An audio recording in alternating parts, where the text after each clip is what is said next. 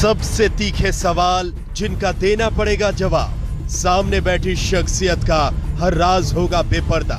आज तक की पॉलिटिकल इन्वेस्टिगेशन टीम इंटरोगेट कर रही है देश के दिग्गजों को। आज की पीआईटी है अंजना ओम कश्यप, अशोक सिंघल और सईद अंसारी। इनके सामने हैं बीजेपी के सांसद साक्षी महाराज। साक्षी महाराज जी, क्या आपने ये ठान लिया है कि आप प्रधानमंत्री नरेंद्र मोदी को शर्मिंदा करके मानेंगे? भारत में पहली बार भारत के भाग्य विधाता श्री नरेंद्र भाई मोदी एक यशस्वी प्रधानमंत्री के रूप में उभर करके आए हैं और मैं उनका एक छोटा सा अनुचर हूं, सपोर्टर हूं। तो मैं ये कहूंगा आपने शब्द वापस ले लें तो ज्यादा अच्छा रहेगा। मैं शब्द वापस लूं? हाँ, मैं मोदी का सम्मान बढ़ाने के लिए अपनी जान भी दे सकता हूं, इस राष्ट्र के लिए अपनी जान भी दे सकता हूं। आपने ये कैसे कह दिया कि मैं मोदी को शर्मिंदा करना चाहूंगा? क्योंकि आप भारत की जमीन पर खड़े होकर कहते हैं कि नाथूराम गोडसे शहीद थे। ये आप भारत में कैसे कह सकते हैं? वो महात्मा गांधी का हत्यारा है। मुझे लगता है अंजना जी, आप अपनी बात मेरे मुंह से कहलवाना चाहेंगी, वो आपकी ताकत नहीं कि आप अपनी बातों को मेरे मुंह से कहलवा सकें। मैंने ऐसा कुछ नहीं कहा। क्या कहा है? क्यों नहीं कहा? पार्लियामेंट में आपने कहा था ये बात कि वो देशभक्त है, राष्ट्रभक्त है। उसके बाद आपको माफी मांगनी पड़ी थी पार्लियामेंट के भीतर। मैंने कतई माफी नहीं मांगी थी अशोक सिंघल जी। फिर मैं कहना चाहता हूं, आप लोग 3 आदमी घेर के मुझे अपनी बातों से बुलवाना चाहें या दबाव बनाना चाहें तो साक्षी पर दबाव बन नहीं सकता। मेरी बात को सुनिएगा, मेरी बात को सुनिएगा। लेकिन आप 3 दिन बोलेंगे उतना ही मैं बोलूंगा। आप मेरी बात को नहीं सुनेंगे, बात नहीं चलेगा। मेरी बात को सुनिएगा, मेरी बात को सुनिएगा।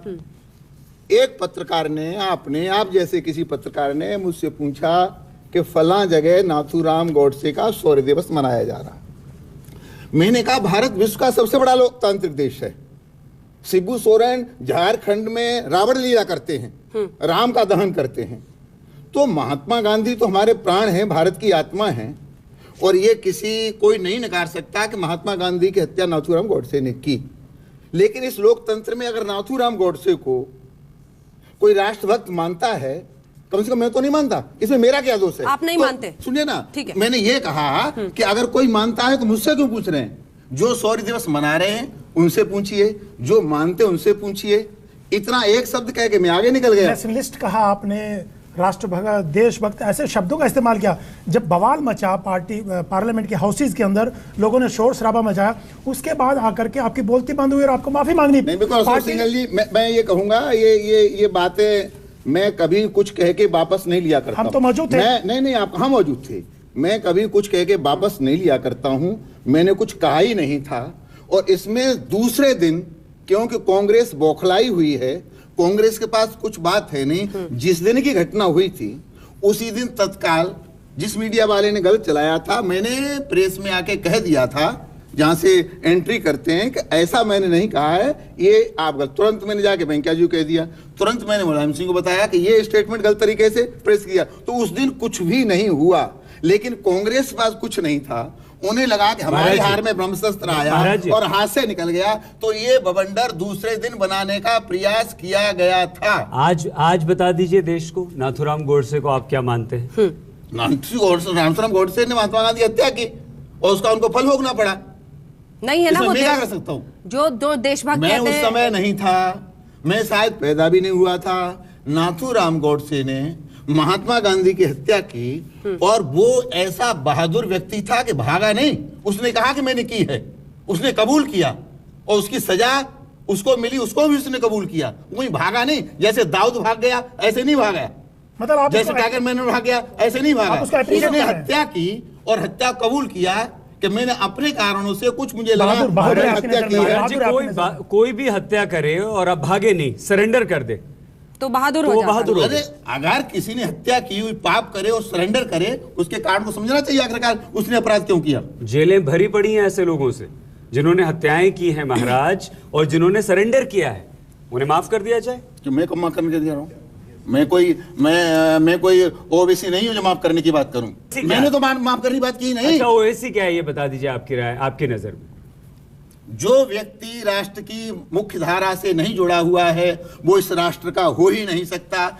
ओबीसी हो, साक्षी महाराज हो, अंसारी हो, कश्यप हो, सिंगल हो, ये भारत का एक संविधान है और भारत के संविधान का तकाजा है कि जो भारत के संविधान को नहीं मान सकता वो भारत का विरोधी है।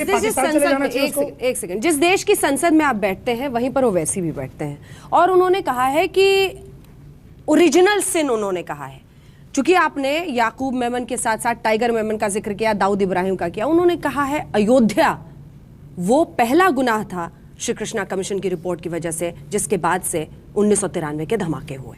उसका यह कहना है कि उनको आज तक क्यों नहीं सजा हुई। उस केस में आप भी हैं, आपका भी ना, आप अक्यूज्ड हैं उसमें।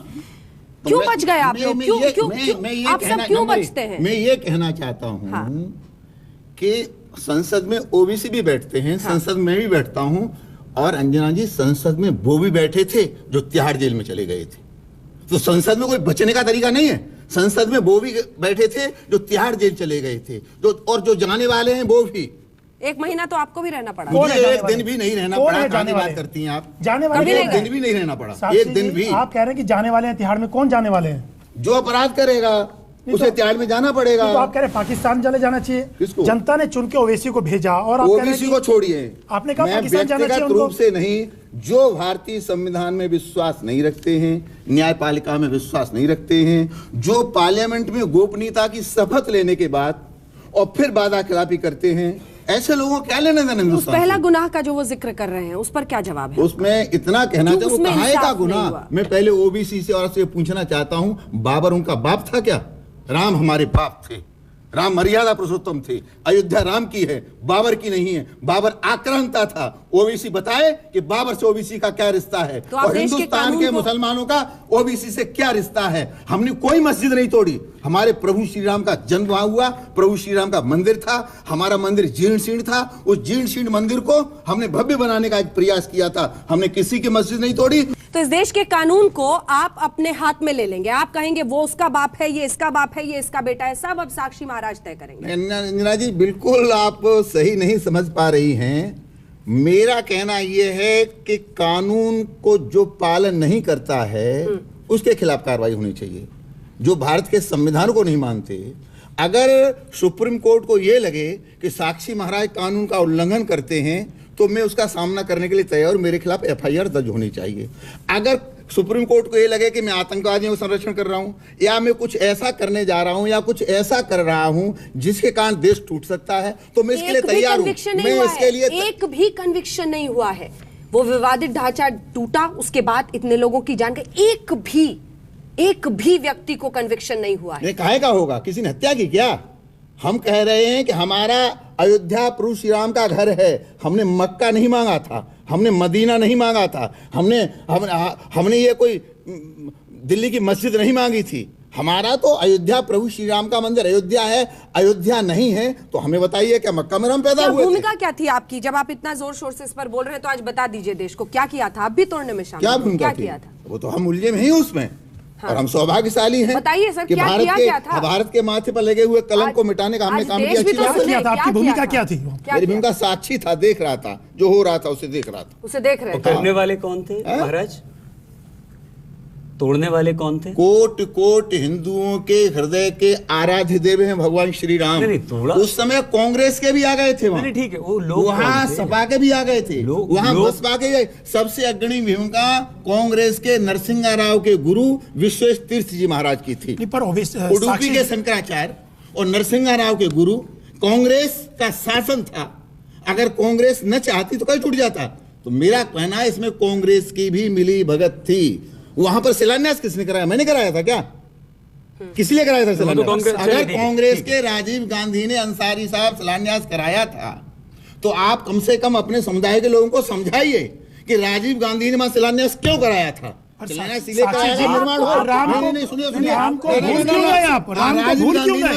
कराया था किस लिए? आपने इसलिए कराया था वहाँ निर्माण हो। हमने वहाँ काम किया क्या? साक्षी जी महाराज, आप एक बोलेंगे काम चलेगा। सर एक सेकंड, आपके चश्मे में प्रॉब्लम है, आपको व्यक्ति नहीं दिखता है, आपको एक समुदाय का व्यक्ति दिखता है। नहीं, मुझे व्यक्ति दिख रहा है, सारी व्यक्ति दिखा रहे हैं।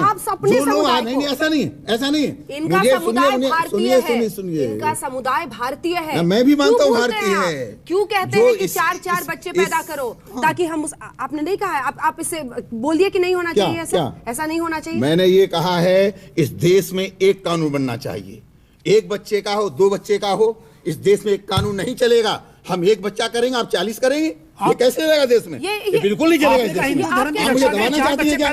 बिल्कुल कुछ नहीं मैंने कहा। मैंने ठीक कहा, अगर हिम्मत हो कांग्रेस में, अगर हिम्मत हो विरोधियों में, तो आए लोकसभा में, बनाए कड़े बीजेपी सरकार है ना, बनाए तैयार है मैडम। कांग्रेस हाउस चलने ही नहीं देती। वो प्रस्ताव लाते हैं, हम सर्वसम्मति से हम सर्वसम्मति से पास कराएंगे इसको। 1 बच्चे की बात करिए, 2 बच्चे की बात करिए, एक की मत करिए। सुनिए मैडम अंजना जी, अंजना जी सुनिए, हमारी बात को आपको सुनना पड़ेगा। मैं अनमैरिड हूँ, एक भी बच्चा नहीं पैदा किया। हम 4 भाई हैं, 4 में से 3 अनमैरिड हैं। हमें तो आपने नाम दिया, ये तो आपकी चॉइस हुई ना साक्षी जी, आपकी चॉइस है। लेकिन 4 बीबियां, 40 बच्चे, ये इस पर पार्टी नहीं चलेगी। आप कौन होते हैं तय करने वाले? तो कानून में होगा ना प्रोविजन। आप तो तय नहीं करेंगे किसके कितने बच्चे होंगे। मैं नहीं करने वाला हूँ। तो फिर आप क्यों बोलते हैं? कह सकता हूँ आपसे, मैं कह सकता हूँ सरकार से, मैं बात उठा सकता हूँ। उठाओ ना, सरकार आपका लोकतंत्र है, तो मैं बात उठा रहा हूँ। पार्लियामेंट के भीतर उठाते हैं, आप तो सांसद है ना। आपको कब उठाई आपने? सदन में कब उठाई आपने बात? मैं धर्माचार्य हूँ, केवल मेरे 2 रूप हैं, एक मैं सांसद हूँ, एक मैं धर्माचार्य हूँ। अपनी बात को कोई उठा सकता है। साक्षी जी महाराज, अगर मैंने अपनी बात को उठाया, मैंने अपराध किया, मेरे खिलाफ FI दर्ज होनी चाहिए, एक बात तो मेरे खिलाफ कार्रवाई होनी चाहिए। मैं तैयार हूँ। एक बात आपने मानी कि मैं धर्माचार्य हूँ। धर्माचार्य के पास एक आम इंसान जाता है जी, सुख के लिए, शांति के लिए जी, प्यार मोहब्बत के लिए। बिल्कुल ठीक है। आपके पास भी आते होंगे बहुत सारे लोग। आते हैं। मुसलमान क्यों डरता है आपसे? आता है, डरता है। नहीं डरता है, आपकी बातों से डरता है, आपके बयानों से डरता है। कहीं नहीं डरता। आप जब बोलते हैं एक किसी एक को, साक्षी जी महाराज, अगर आप किसी एक को बोलते हैं कि पाकिस्तान चले जाओ, तो वो एक भले ना डरे, वो एक आपको चुनौती दे देता है। लेकिन इस हिंदुस्तान का गरीब आम मुसलमान डर जाता है। सुनिए, जो मुझे निकट से नहीं जानता है या जो मेरी बात सुनकर के गलतफहमी में लोग फंसा देते हैं, वो मुझसे डर सकता है। मुसलमान मेरे इतने मुरीद हैं, मुसलमानों का इतना मुरीद हूं कि मैंने सलमान खुर्शीद जैसे व्यक्ति की जब विदेश मंत्री थे, फर्रुखाबाद में जमानत जब्त की, उनकी संख्या बहुत बड़ी। अच्छा, आज भी मैं भोपाल जाता हूं तो कमाल मंसूर के यहाँ खाता हूं, वहाँ कपड़े धुलते हैं, वहाँ सेवा होती है। आज भी कितने मुसलमान मेरे दीवाने हैं। तो ये आरोप मुसलमानों से डरते हैं, ऐसा नहीं। अभी घंटे 2 घंटे मेरे पास बैठिए, कितने मुसलमान मेरे पास आते हैं। आज आप कोई एक बात ऐसी इस देश के मुसलमानों को कह सकते हैं जिससे उन्हें लगे कि नहीं साक्षी जी महाराज तो महात्मा गांधी हो? एक नहीं 10 कह सकता हूं। एक बात कह दीजिए, एक उन्हें आश्वासन दे दीजिए। देखिए, मैं बहुत शालीनता से कहना चाहूंगा, 67-68 साल कांग्रेस ने देश पर शासन किया और हमें बदनाम करके किया। मुसलमानों, बीजेपी आ गई तुम्हें खा जाएगी। हम प्याज भी नहीं खाते, हम लहसुन भी नहीं खाते हैं। हम पर आरोप लगाया गया बीजेपी आ गई तुम्हें खा जाएगी। और जब मोदी को 2014 में लाया गया, मोदी आ गया गुजरात बना देगा, मोदी आ गया गुजरात बना देगा। मैं फिर भी सलाम करता हूं हिंदुस्तान के मुसलमानों को। इन राजनेताओं के बहकावे में हिंदुस्तान का मुसलमान नहीं आया। चाहे 7% सही, 8% सही, 10% सही, मुसलमान ने बीजेपी को वोट दिया, मुझे भी वोट दिया। उससे 282 हम जीत करके आ गए। और अब जब से मोदी जी देश के प्रधानमंत्री बने हैं, हमने अभी शस्ता खोली। 31 लाख मुसलमानों ने बीजेपी की शस्ता ग्रहण की है।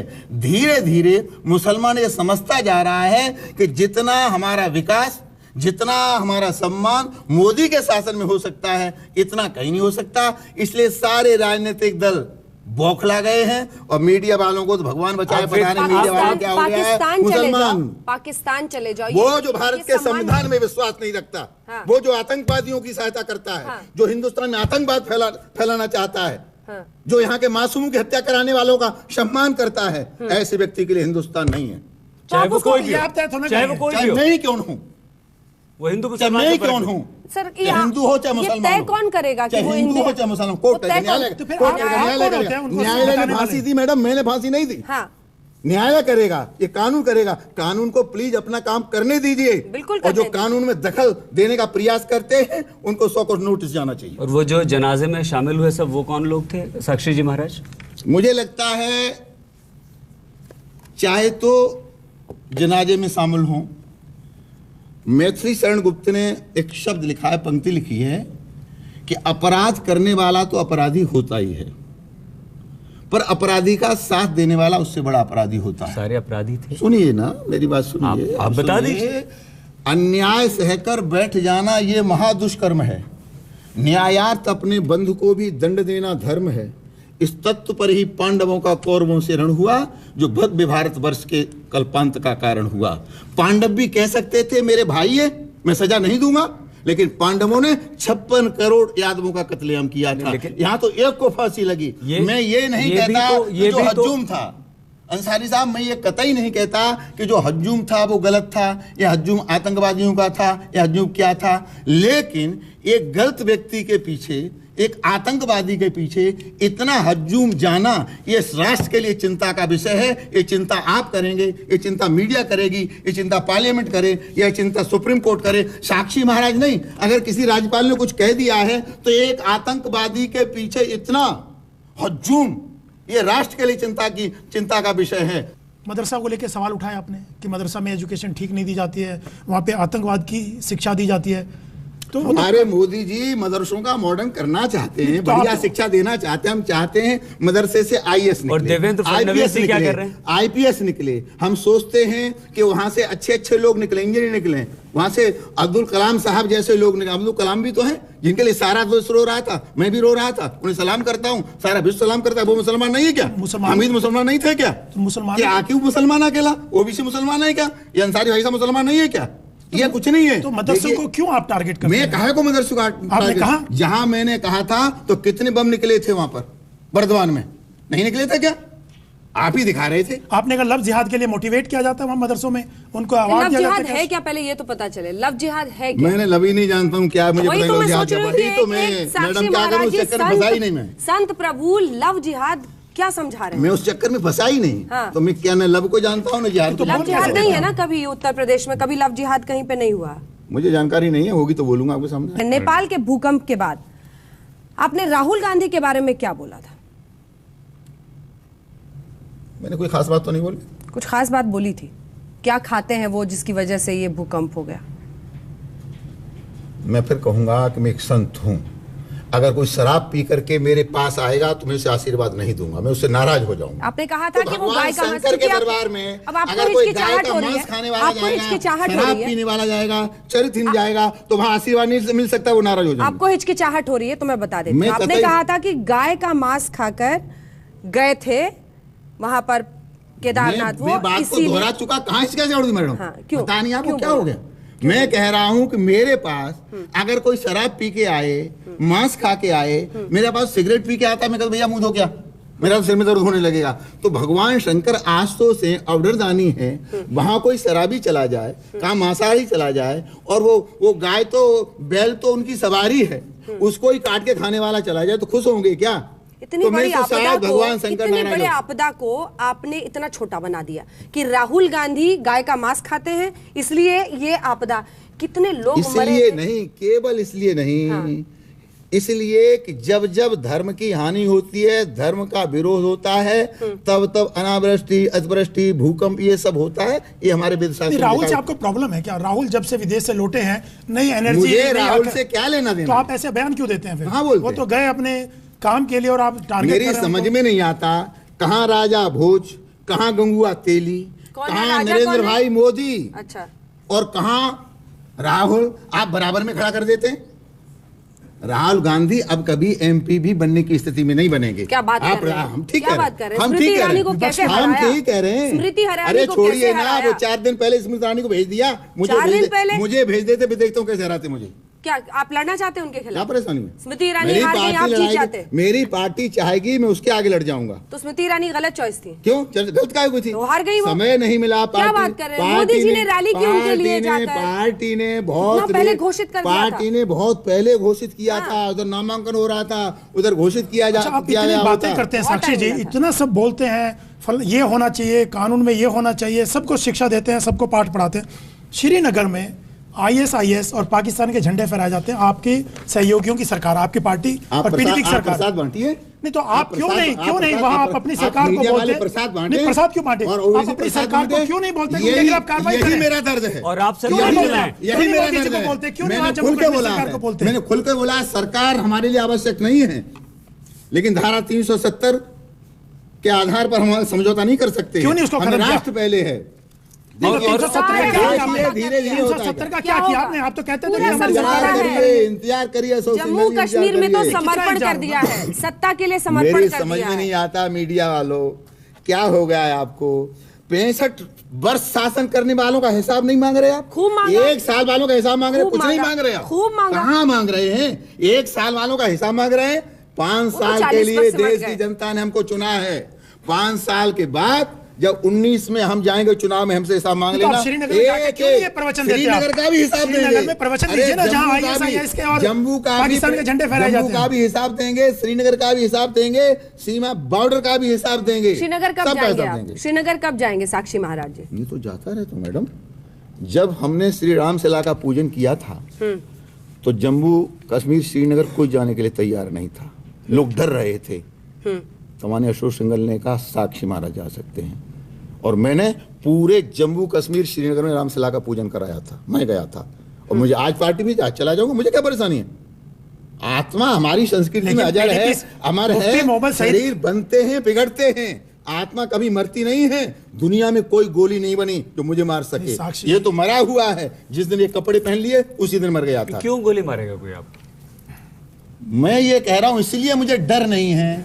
मैं चला जाऊंगा श्रीनगर में, जहां बताओ वहां जाऊंगा। वहां मुफ्ती मोहम्मद सईद सरकार पे आपकी पार्टी के भीतर सवाल उठे कि हमको कॉम्प्रोमाइज नहीं करना चाहिए, सरेंडर कर दिया आपकी पार्टी ने। वहां पे तमाम चीजें हो रही है तो मीडिया वालों को इलेक्शन के लिए। सिंगल साहब, एक तरफ तो आप हमें मुस्लिम विरोधी बता रहे हैं, और जब मुफ्ती मोहम्मद सईद के साथ सरकार बना लेते तो आप कहते हैं कॉम्प्रोमाइज किया। ये तो पार्टी के भीतर लोगों ने कहा कि कॉम्प्रोमाइज किया। नहीं, आपका इरादा ये हुआ कि कॉम्प्रोमाइज किया। करना क्या चाहते हैं? तो कॉम्प्रोमाइज एक तरफ आप हमें मुसलमान का विरोधी बताते हैं, और जब मुफ्ती मोहम्मद साद के मिलकर के हम सरकार बनाते हैं तो आप कहते हैं आतंकवादी सरकार बना ली। कॉम्प्रोमाइज किया, ये कहा गया, कॉम्प्रोमाइज किया गया। भी आपकी मुफ्ती मोहम्मद सईद ने कहा हमारे अमित शाह ने क्रेडिट दिया चुनाव के लिए। हमारे अमित शाह ने एक प्रयोग किया है, श्रीनगर कश्मीर के कुछ अलगाववादी लोगों को राष्ट्र की मुख्य धारा से जोड़ने के लिए। हम चाहते हैं हिंदू और मुसलमान, सिख और ईसाई एक बगीचे के झंडे ऐसे फहराए जाते रहेंगे, झंडे ऐसे फहराए जाते रहेंगे वहां पे। काम करेंगे नहीं, झंडे ऐसे फहराए जाते रहेंगे पाकिस्तान और नहीं, कार्रवाई होगी। क्यों? कब होगी? कब? अरे आपने समय दिया है, आप देखिए हम लोग। अमित शाह जी ने कुछ बात की आपसे कि थोड़ा सा टोन डाउन कीजिए। किसने? अमित शाह जी ने। ईमानदारी से बताइए। मेरा टोन कुछ है नहीं, मतलब ये जो लव जिहाद, मुसलमान के 5 बच्चे तो तुम्हारे 10 बच्चे करो, ये करो वो करो, थोड़ी बातचीत हुई है इस पर कि थोड़ा ये कम करना चाहिए, क्योंकि दिल्ली में तो बहुत बड़ा सबक क्या अपराध कर दिया। मैंने कहा एक राष्ट्र की सीमा के लिए भेज दीजिए, मेरे है नहीं, मैं राष्ट्र की सेवा कैसे करूंगा। मैंने कहा एक संघ अनमेरिड रहता है उसमें लगा दीजिए, अपने माँ बाप की सेवा के लिए लगाइए, क्या परेशानी है? सर, आप तय करेंगे कि क्या हो गया अंजना जी, क्या हो गया आपको? हरियाणा में 1000 लड़कों पर 600 लड़कियां रह गई हैं। क्या होने वाला है इस देश का? तो कैसे भला होगा? सारी सामाजिक व्यवस्था खराब होने वाली है। हमारे मोदी जी को कुरुक्षेत्र से आंदोलन खड़ा करना पड़ा, बेटी बचाओ बेटी पढ़ाओ। तो बेटी पैदा नहीं होगी तो बचेगी कैसे, पढ़ेगी कैसे? इसलिए वो इतना। आप बोलते बहुत अच्छा है सर, लेकिन सवाल सुन लीजिए। आपको लगता है कि इस देश की महिलाएं बच्चे पैदा करने की मशीन है? 4 पैदा कर दो, 5 कर दो सरहद के लिए, उनको आगे बढ़ना नहीं है, उनको अपनी नौकरी नहीं करनी है।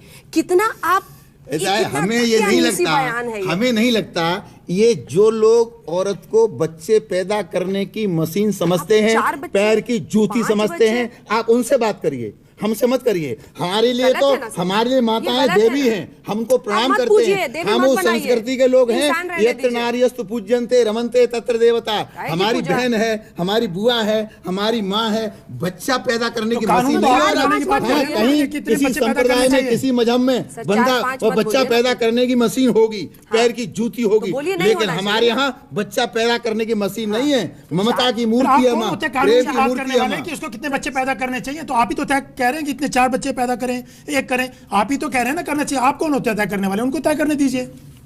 जिस कार्यक्रम में मैं बोला था वो कार्यक्रम विश्व रूप से धार्मिक था, वो राजनीतिक नहीं था। और उसमें अधिकांश कम से कम 2 दर्जन वो लोग थे जिनके एक एक बच्चा था, अरबपति खरबपति लोग हैं। आप चाहें तो 2-4 का मैं नाम बता सकता हूं। और एक्सीडेंट में उनके बेटे खत्म हो गए, किसी का एक्सीडेंट, किसी बीमारी में। तो अगर मैं वहां पर अपने शिष्यों को कोई बात समझा रहा हूं, अगर 2 पैदा किए होते तो रोना नहीं पड़ता, मैं क्या करूं? मैं कहां से दे दूं बच्चा? जैसे हमारे अरुण कुमार गुटगुटिया हैं, अरबपति खरबपति आदमी हैं, मारवाड़ी हैं, एक बेटा था, खत्म हो गया। अब इसमें मैं क्या कर सकता हूं? तो अगर ऐसे लोगों को मैंने समझाया और अकेला बच्चा तो डिप्रेशन में भी रहेगा, क्या करेगा? दीवार में से मारेगा क्या? तो धार्मिक धर्माचार्य होने के कारण अगर मैंने अपने शिष्यों को, अब हम 4 ना होते यहाँ तो दीवार से मारते क्या? और संयोग है 4 बैठे, तो मुझे लगता है 4 वाली बात ठीक है। साक्षी जी महाराज, अभी 4 में बैठे होते तो मैं दीवार से मारता। आपका कोई उद्देश्य ये नहीं था कहने का कि मुसलमानों से ज्यादा हमारी ना कतई नहीं, या मुसलमानों की जनसंख्या मुसलमानों की बराबरी करना ही नहीं चाहते। मुसलमान के अंदर तो अवगुण भी है, हम क्यों लेंगे उनको? मुसलमान स्त्री को पैर की जूती समझता है, हम क्यों समझेंगे उसको? वो मशीन समझता है, हम क्यों समझेंगे उसको? मुसलमान की न बराबरी करने का, न मुसलमान का कोई अपमान करने का हमारा कोई इरादा नहीं था। मुसलमान ही उतना बड़ा भारतीय नागरिक है जितने साक्षी महाराज भारत के नागरिक हैं। अच्छा, इस भारत पर जितना अधिकार साक्षी महाराज का है उतना ही मुसलमान फिर का बोल गए आप है। इस्लाम लेकिन के हम खिलाफ। उसके विरोधी हैं फिर जो बोल गए आप राष्ट्र का इस्लाम विरोधी के है। खिलाफ। हम उसके विरोधी हैं जो पार्लियामेंट पर बम फेंकता है। हम उसके विरोधी हैं जो मुंबई में ब्लास्ट करता है। हम उसके विरोधी हैं जो गुरदासपुर में बम ब्लास्ट करता है। हम मुसलमान के विरोधी कतई नहीं है। हम मुसलमान के लिए तो रोते हैं। अब्दुल कलाम साहब भी तो मुसलमान हैं। 2.5-3 घंटे मेरे आंखों से आंसू नहीं रुके। मेरा मानना था जो ठेला लगा, अब्दुल कलाम साहब, जो ठेला लगा, जो ठेला लगा, जो फल बेचता है, जो मजदूरी करता है, आप सुनिए ना, जो मजदूरी करता है वो भी मुसलमान है। सुनिए, एक मेरी बात सुनिए, दूरी रह जाएगी। अब्दुल कलाम साहब की मृत्यु देखकर मैं 2 कारणों से रोया। एक तो वो राष्ट्र के रत्न थे, भारत रत्न। दूसरा इसलिए हम योगी धर्माचार्य हैं। साधु सन्यासियों को भी, योगियों को भी ऐसी मृत्यु नहीं मिल सकती जितनी बढ़िया मृत्यु अब्दुल कलाम साहब को मिली। ऐसा योग भी प्राप्त नहीं कर सकते। उनका जो कर्म था, धर्म था, तो इसलिए मैंने उनके चरणों में प्रणाम किया है। भगवान ऐसी मृत्यु सबको प्रदान करे। मैं तो महान योगी थे, इतना तो उनके लिए सारा देश। अशोक सिंघल जी एक अब्दुल कलाम साहब हैं जिनके लिए सारा विश्व रो रहा है, और एक याकूब मेनन था जिसको लोग गालियां दे रहे थे, फांसी की बात कर रहे थे। एक ही दिन दोनों के दोनों खाके सुपुर्द हुए, दोनों के दोनों। तो एक वो भी तो मुसलमान थे, सारा देश रो रहा था, तो वो सलामी दी जा रही थी, और एक वो भी मुसलमान था। तो मामला मुसलमान का नहीं है, हिंदू का नहीं है, मामला इस राष्ट्र का है, मामला इस देश का है। ओवैसी बंधुओं के बारे में जी ओवैसी बंधुओं के बारे में आपका क्या कहना है? असदुद्दीन है, अकबरुद्दीन है, उनके बारे में क्या कहना है? वो भी अकबरुद्दीन ओवैसी ये कहे कि मोदी जी 15 मिनट के लिए पुलिस हटा लो, हम 100 करोड़ हिंदुओं को 2 मिनट में काट डालेंगे। जो ओवैसी कभी राष्ट्र की बात ही नहीं करे, केवल राष्ट्र के तोड़ने की बात करे, आतंकवादी समर्थन की बात करे, उनके बारे में आप लोग कहें तो ज्यादा अच्छा है। मैं क्या कह सकता हूँ? विश्लेषण आप करें। आप उनके खिलाफ कुछ नहीं बोलेंगे? क्या बोलेंगे? हमारे खिलाफ बोलेंगे तो बोलेंगे, रिएक्शन का रिएक्शन होता ही है। अच्छा, नहीं, अभी आपने इस्लाम के खिलाफ बोल दिया। मैं इस्लाम के खिलाफ कभी नहीं बोल सकता, कभी नहीं। क्या बोलूंगा इस्लाम के खिलाफ? अभी आपने कहा कि वो मुस्लिम मोहम्मद साहब, मैं पहला व्यक्ति बोलने वाला हूँ। मोहम्मद साहब एक महान योगी थे। इस हिंदुस्तान में सबसे पहले कोई बोला तो मैं बोला। और आपने ये कहा कि मैं सच्चा मुसलमान हूं। सुनिए मैडम, सुनिए अंजना जी। और उसमें जो ये नमाज पढ़ते हैं 5 बार की, हिंदू उतना सूर्य नमस्कार नहीं करता है जितना मुसलमान करता है। उनका जितना बार नमाज करने का तरीका है 5 बार का, हिंदू तो 1 बार भी नहीं करता। तो मैंने ये कहा कि मोहम्मद साहब सबसे बड़े योगी थे, एक महान योगी थे। हम लोगों ने एक पुस्तक भी छापी है। तो इसलिए इस्लाम और मोहम्मद साहब को मानने वाले लोगों को न तो राष्ट्र का विरोध करना चाहिए, और न योग का विरोध करना चाहिए, न सूर्य नमस्कार का विरोध करना चाहिए। ये भारत की धरोहर है, हम अपने पुरखाओं से जीते, ये तो हमको परंपरा से मिला है। बिहार जा रहे हैं आप?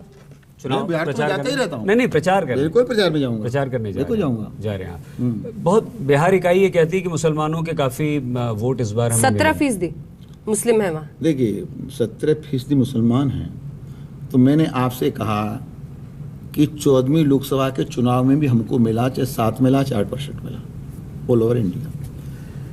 अब बिहार में 17% हो चाहे 18% हो, पर पूरा मुसलमान किसी एक पार्टी को नहीं जा सकता। हमारा मानना है कि उस परसेंट में से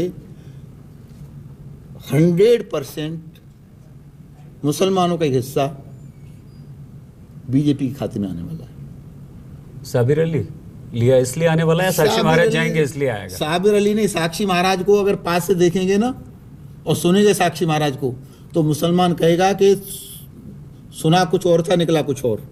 क्या है? जहां जाऊंगा क्या और मुसलमान के वोट लेके आऊंगा। मैं कैसे ले लेता हूं अपने यहाँ? मुसलमान चिपटता है, गले में माला डालता है, वोट देता है, नोट देता है। आपकी पार्टी को, नरेंद्र मोदी को इतना भरोसा है कि ऐसा भरोसा है कि आपको बिहार भेजेंगे तो वोट मिलेंगे या वोट कटेंगे?